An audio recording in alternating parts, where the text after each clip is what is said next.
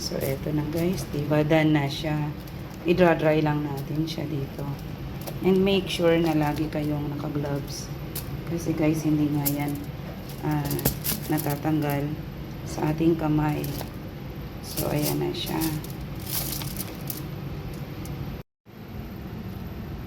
Guys, grabe, ang sarap. Parang aligi siya ng alimasag. Kita nyo?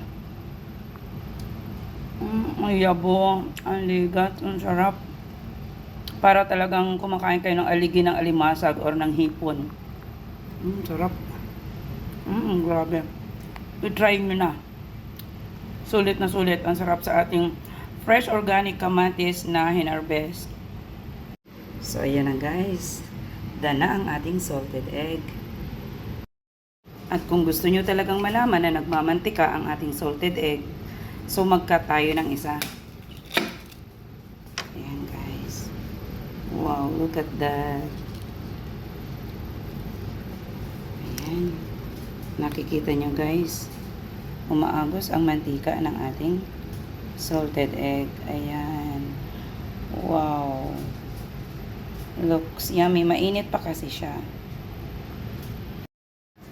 Mag-open pa tayo guys ng isa kung gusto nyo talaga na makita na talagang dito sa gitna. Hindi ko kasi masentro.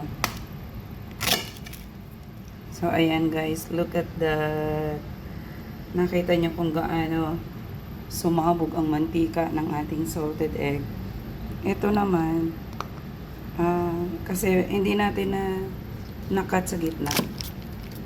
So, ayan. Ayan. O, diba guys? Napakasimple lang. Sundan nyo lang step by step kung paano ko ginawa.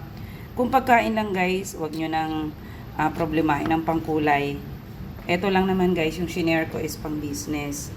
Thank you for watching. Sana nagustuhan nyo ang ating salted egg na pang negosyo. Patok na patok sa negosyo sa napakaliit na pamumuhay.